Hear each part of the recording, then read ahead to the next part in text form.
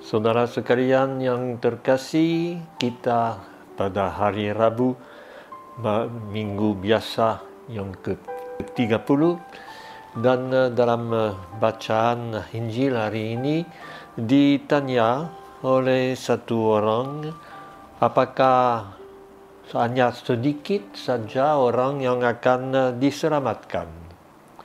Dan yang sangat berkesan ialah bahwa Yesus tidak mau masuk dalam persoalan banyak atau sedikit. Dia hanya memberi syarat untuk masuk ke dalam kerajaan Allah, yaitu untuk pakai pintu yang sempit. Tentunya tidak berarti bahwa sedikit saja yang akan masuk, tetapi yang syaratnya cukup berat. Memang Yesus sendiri berkata banyak yang akan masuk tetapi akan tinggal di luar, lalu mengetuk pintu ketika tuan rumah sudah tutup pintu itu. Untuk perjamuan terakhir itu selalu gambar yang sama untuk pengadilan terakhir dan hidup kekal. Dan yang akan mengetuk pintu adalah orang-orang pada zaman Yesus, orang-orang sebangsa Yesus yang tidak mendengar dan mengikuti Dia.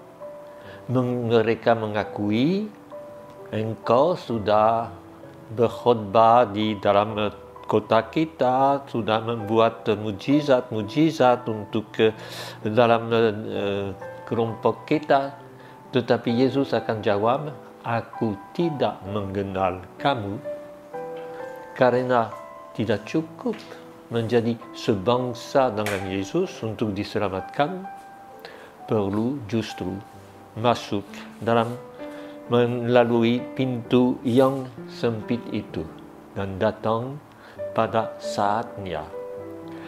Untuk kita bisa mengerti Injil ini dalam keadaan kita orang Katolik. Kita orang Katolik dianggap orang yang di tengah-tengahnya sabda Allah diwartakan, kita ikut semua ibadat dan lain-lain. Tetapi apakah hidup kita sehari-hari cocok dengan apa yang menjadi iman atau agama kita?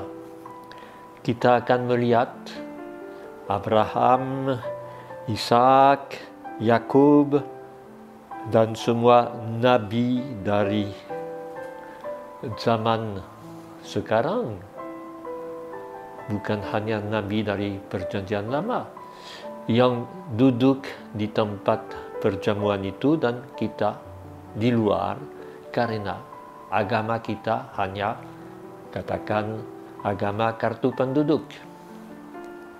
Dan Injil itu dikuatkan dengan bacaan pertama yang dari surat Rasul Paulus kepada jemaat di Efesus, yang menceritakan bagaimana sifat dalam keluarga, sifat dengan orang yang menjadi bos kita atau orang yang menjadi bawaan kita.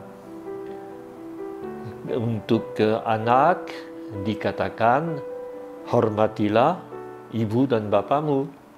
Ini perintah dari 10 perintah Allah. Tetapi kepada orang tua dikatakan jangan buat anak-anakmu menjadi sulit, tidak bisa ikut perintah karena tuntut terlalu banyak. Janganlah bangkitkan amarah dalam hati anak-anakmu, tetapi ajarilah mereka dengan ramah tamah. dengan kebijaksanaan. Sama juga dikatakan hamba-hamba itu budak-budak pada zaman Yesus, tetapi bolehlah kita pikirkan tentang kaum buruh, pegawai-pegawai, orang-orang yang bekerja di perusahaan. Dikatakan jangan mentaati bos-bosmu karena takut, tetapi karena mau melakukan kehendak Allah. Apalagi kalau bos itu sendiri seagama dengan engkau. Dan untuk bos-bos itu dikatakan janganlah memperlakukan hamba-hambamu atau orang bawahanmu secara kasar, tetapi ingatlah bahwa kita semua adalah hamba Tuhan. Berarti janganlah mengancam, janganlah membuat mereka jengkel. Ingatlah bahwa Tuhan mereka adalah Tuhan kamu juga di surga.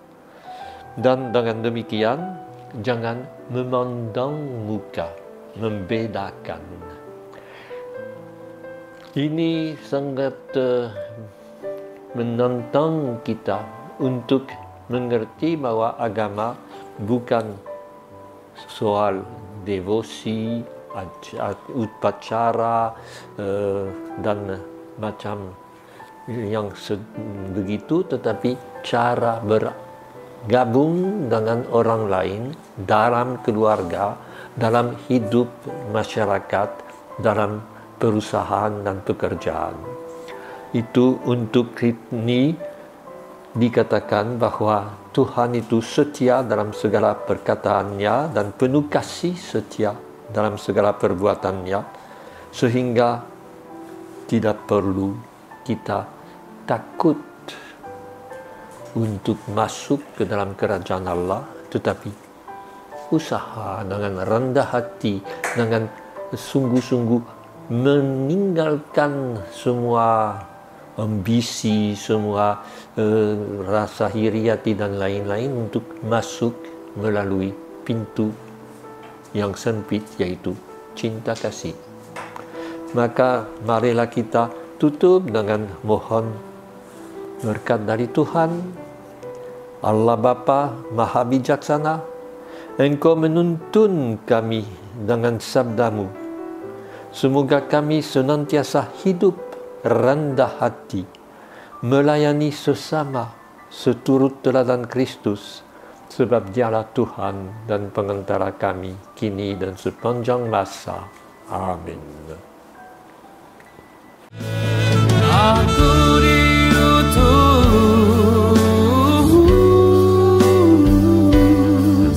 untuk mengasihimu Bapa, dan juga untuk membuatmu